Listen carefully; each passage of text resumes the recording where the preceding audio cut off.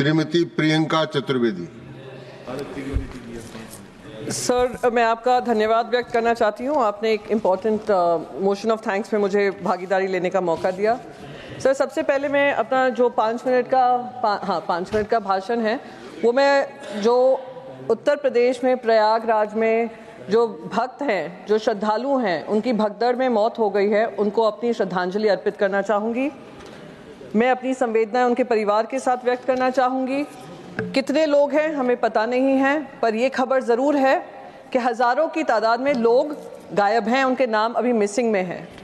उम्मीद करती हूँ उत्तर प्रदेश सरकार लिस्ट साझा करेगी, जो 30 नाम हैं वो 30 नाम भी जनता के सामने लेकर आएगी। और सारे श्रद्धालुओं को मैं अपना नमन व्यक्त करना चाहती हूँ। सर, उत्तर प्रदेश के साथ साथ राष्ट्रपति के अभिभाषण में सारी चीज़ों की बात हुई थी, क्योंकि सीबीआई, ईडी, इनकम टैक्स को लेकर बहुत सारी चिंताएं व्यक्त की गई हैं। अब उसके साथ साथ एक और नाम जुड़ गया है, वो है इलेक्शन कमीशन का। मैं चिंता व्यक्त कर रही हूँ, मैं कोई आरोप नहीं लगा रही हूँ, क्योंकि यह हमारे प्रजातंत्र और इलेक्ट्रल डेमोक्रेसी का एक बहुत महत्वपूर्ण अंग है और आने वाली सदियां हमें कभी माफ़ नहीं करेंगी अगर हम पार्लियामेंट में इसकी चर्चा ना करें। और क्योंकि जनता के मन में ये शक है, मैं महाराष्ट्र से आती हूँ और हर जनता के मन में ये शक है कि जिस तरीके से चुनाव नतीजे लोकसभा से लेकर विधानसभा में आए, उसमें कितना अंतर है वोटर्स का, वोटिंग परसेंटेज का और वोटर एडिशन का। सर, मैं बस कुछ आंकड़े देना चाहती हूँ।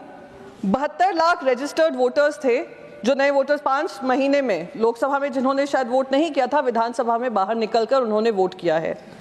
47 लाख वोटर्स ऐसे थे जो न्यूली रजिस्टर्ड थे।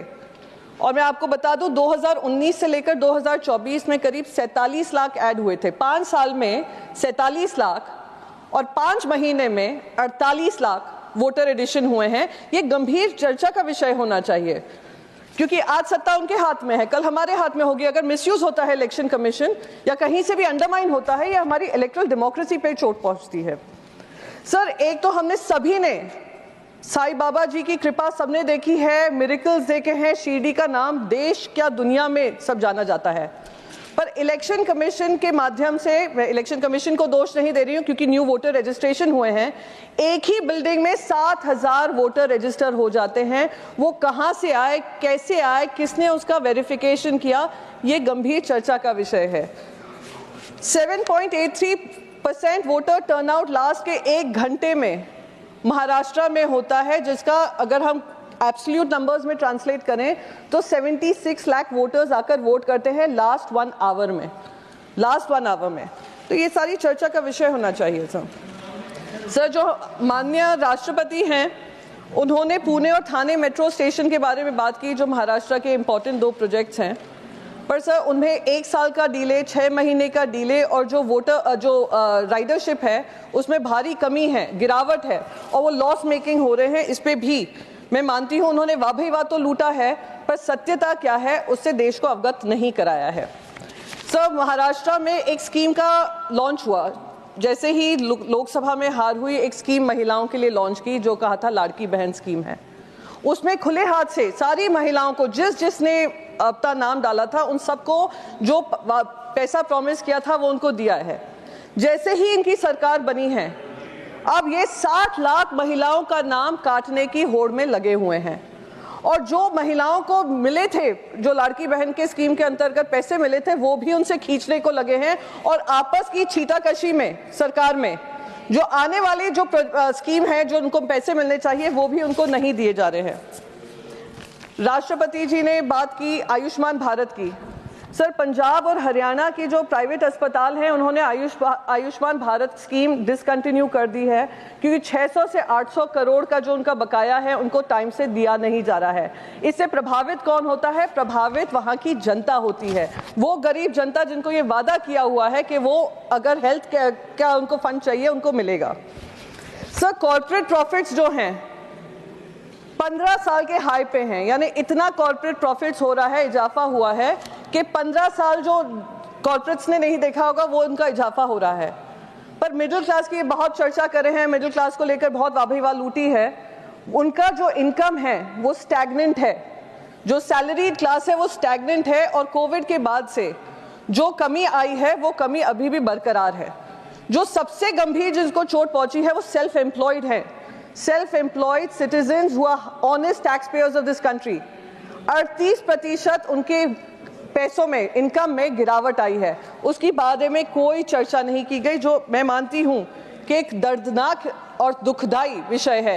हैव एंड हैव नॉट्स के बीच में जो अंतर है वो इन आंकड़ों में ही स्पष्ट हो रहा है, जो इसके बारे में राष्ट्रपति जी ने कुछ नहीं कहा है। मेक इन इंडिया की बात हुई सर, पर क्या आपको पता है कि 40% जो सरकारी बिड्स भी आते हैं वो मेक इन इंडिया नॉर्म्स को फ्लाउट कर विदेशी कंपनियों को वो बिजनेस देते हैं। करीब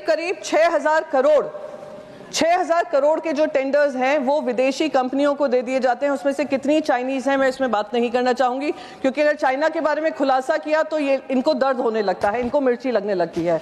चाइना से क्या प्रेम है मैं नहीं जानती हूं, पर चाइना से हमें कोई प्रेम नहीं है, इसलिए मैं उनके बारे में उजागर करूंगी कि मेक इन इंडिया प्रोजेक्ट में जहां सरदार वल्लभ भाई पटेल जी की स्टैच्यू में भी मेड इन चाइना का स्टैंप हो, वो हमें मंजूर नहीं है। सर, मैं लास्ट अपना मुद्दा रखना चाहूंगी और आपका आभार व्यक्त करना चाहूंगी, क्योंकि आपने मुझे सारे मुद्दों पे बोलने का मौका दिया।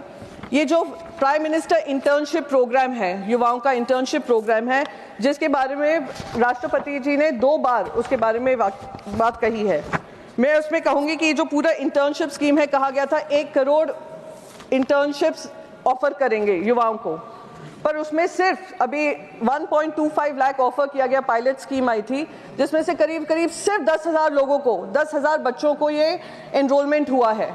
इतना हाई ड्रॉप आउट रेट है और जो रोल आउट करने का वादा है वो भी नहीं किया गया है। ये करना कहीं ना कहीं मैं मानती हूँ गलत है, और ये सिर्फ ग्रेजुएट्स के लिए है। अगर ये स्कीम पोस्ट ग्रेजुएट्स के लिए भी बढ़ा देंगे तो ये जो अनएम्प्लॉयमेंट का चैलेंज है, जो एक्सपीरियंस का चैलेंज आज फाइनेंस मिनिस्टर बता रही थी क्वेश्चन आवर में, शायद उसका भी कोई सोल्यूशन निकलेगा। इन्हीं शब्दों के साथ मैं अपनी बात खत्म करना चाहूंगी माननीय vice chairman sir, and thank you so much for allowing me to speak. धन्यवाद बहुत बहुत प्रियंका जी।